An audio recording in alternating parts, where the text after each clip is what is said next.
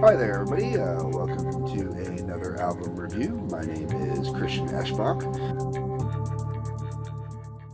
It's Alice Cooper time, everybody. Now, I was honestly hoping to have the reissue of Muscle of Love in my hands to review for you, but I have not been able to get my hands on it. I tried ordering it online, tried going to all my local record stores. No one seems to be able to get their hands on the reissue of Muscle of Love yet. I don't know if it has been actually released or not. I am patiently waiting on it, but in the meantime, I'm going to give you Brutal Planet. No, I've already covered Brutally Live, and surprisingly, I covered Brutally Live and not Brutal Planet. No, wow, that worked, right? When I covered Brutally Live, most people think of it as a DVD. I actually covered the CD part of it because I do have the double disc that had the CD with the DVD, so I was able to do just that. Let's get into this album itself, though. Now, at this point, this was what, year 2000. Alice Cooper had not released a brand new album in, I believe, 5, maybe 6 years. The last studio album before this one had been, and I've covered it, Last Temptation, which I've already covered. I covered Last Temptation in great detail because I got the comic book that goes with Last Temptation and everything. So, with Brutal Planet being the next follow-up, there was two things that came in between. You had A Fistful of Alice, which was the live album, some also know it as Live at Cabo, and then there was also the box set. And that was it. We had a couple songs here and there, but other than that, Alice kind of really went quiet for a while. And that was really kind of, for me, that was really upsetting and disturbing for the most part because, I love my Alice. And to go that long without Alice, actually, it might even been longer than, was it 93, maybe 94? Darn, I don't even remember what year it was now. And I'm in the car, so I don't have the album with me to check.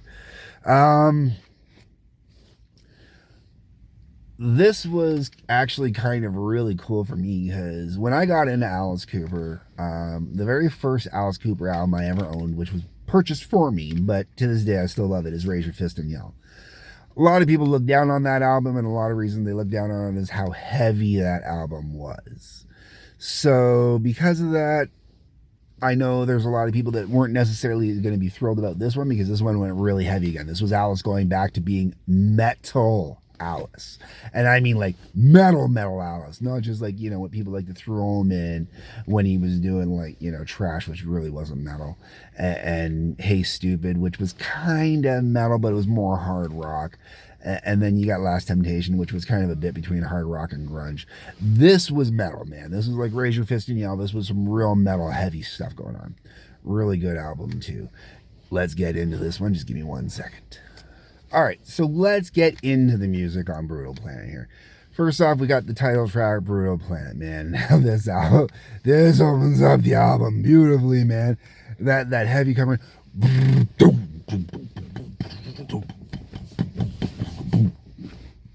Oh, man, I'll let you know that what you're in for. I mean, it just puts you right into the thick of it right away. This is one of those songs that I really dug this song, and it's a shame that they don't play it live that much anymore. Sadly, both this album and Dragontown, they got a lot of play at first, and then they just kind of slipped out of rotation really quick, which really kind of sucks. I got to hear a couple of these tracks live. Like, I believe I've heard Brutal Planet live. I've heard Pick Up the Bones live. And I've heard Gimme live, I believe. I may have heard one or two other ones. I'm not 100% sure, but that's about it. Unfortunately, I never got to see Alice when he was touring this album or the Dragontown album, so I didn't get a lot of these. Oh, I did get the next song, though. I have heard Alice do Wicked Young Man live. Now, this is one of those songs where I appreciate it and I can enjoy it, but it's not one of my favorite songs off of this album. Actually, sadly, this is one of those songs where Wicked Young Man kind of really needs to come back. When I think of Wicked Young Man and the lyrics on this now, I'm really thinking of Trump, and I don't mean to get political here, okay? This is not meant to get political. But I'm thinking of Trump and like the hardcore crazy MAGA people. I'm not talking about your regular Republicans that voted for Trump and whatnot. I'm talking like the guys that stormed the Capitol on January 6th. Okay, I'm talking those crazy dudes. Those are your wicked young men. That's this song in a nutshell. And it's kind of scary because that means this has come full circle again, you know, because that wicked young man mentality was starting up back then. You were starting to see a little bit of that rise in kind of, I don't want to say neo-Nazism because that isn't it, but there was definitely a rise in some very angry, you know, you had the Columbine and you had stuff like that. Wicked Young Man was kind of focusing a little more on that back then, but now if you look at Wicked Young Man, that would definitely be more like, you know, your January 6 assholes. All right, after that, we get into Sanctuary. I actually really dug Sanctuary. It's a little bit, compared to a lot of the songs on here, it's a little bit more, I don't want to say humorous, and I don't want to necessarily say fun, but it is a little more uplifting. It's Sanctuary is kind of great because if this is one of those albums and songs in general that kind of would appeal to the teenagers of the time, which is really great considering how old Alice was at this point. But Sanctuary is really, you know, kind of your standard teenager, you're in your bedroom kind of song, man. And like realistically, it's one of those songs that any teenager should be able to truly grasp this and get into this, that Sanctuary, you know, man. Blow Me a Kiss. I enjoy Blow Me a Kiss. Blow Me a Kiss is a fun song. Blow Me a Kiss and then Blow Me Away. Great music on that one too. Eat Some More. One of the songs on this album I'm not overly fond of. Like, don't get me wrong. As far as I'm concerned, there really isn't a bad song on this album. There are just songs that I'm not overly fond of. And Eat Some More would definitely be one of those ones I'm not overly fond of. Once again, I really can appreciate this one. And Eat Some More really, once again, feels like it's kind of targeted at... And in this case, this does not apply to the MAGA, but it's kind of targeted at a demographic that by today's standards you can't necessarily, you know, point this at anymore.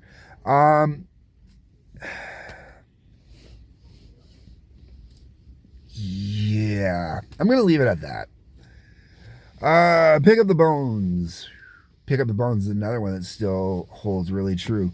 Alice, the story behind Pick Up the Bones was Alice was watching, I think, CNN or something like that, one of the news stations. It was probably CNN, being that this was released in 2000, so, you know, being recorded prior to that. And Alice remembered watching video of basically a kid walking around picking up body parts. Yeah, you used to be able to see that on the news, folks. And that's what inspired Pick Up the Bones. And Pick Up the Bones is one of those songs that even now, man, that one really... Crazy enough, this would have been in a pre 9/11 world, right? So in a post 9/11 world, Pick Up the Bones is even more relevant and scarier than it was before. You know, the whole concept of going around just trying to find your family and gather up enough of your family to bury them. That's sad, disturbing, and scary all in once. You know what I'm saying? Next track, Pessimistic. Okay, so... First thing I'm going to say about Pessimistic is Renfield Nelson, Alice Cooper's personal assistant. A shame you're no longer with us. A shame that this is the only song you have a writing credit on. If I ever get the chance again to talk to Alice, and I honestly remember, I've got to ask him how exactly it was Renfield gets a writing credit on Pessimistic. This is one of those songs that I don't like. It is, when you got lines like, I'm so pessimistic, I'm so nihilistic, I'm so pissed off fistic.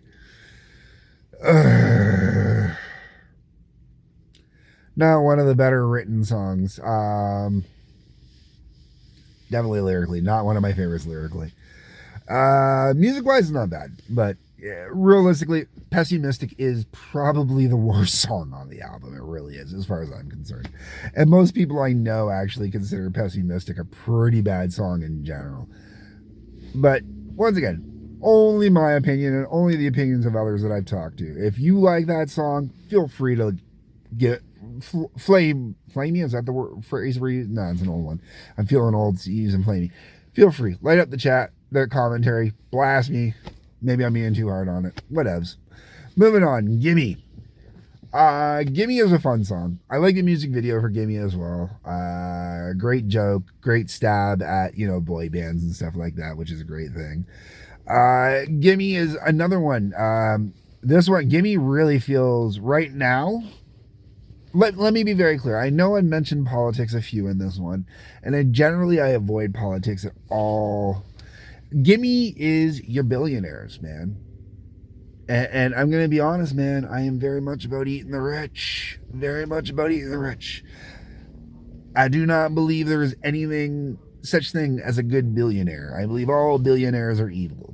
And I believe all billionaires fall under the give me this, give me that, give me this, give me that, give me. That's my thing there. So I don't care if you're Democrat, you're Republican, whatever, man. You need to pay more taxes. And that leads into the perfect next segue into the next song. It's the little things, man. It's the little things. Oh, it's the little things that drive me wild. I love It's the Little Things, man.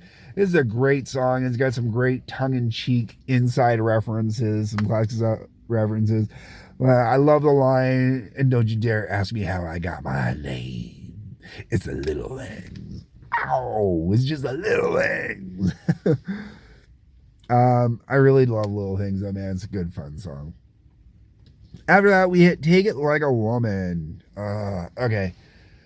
This is basically the modern day Only Women Bleed. Literally a modern day new adaptation of Only Women Bleed.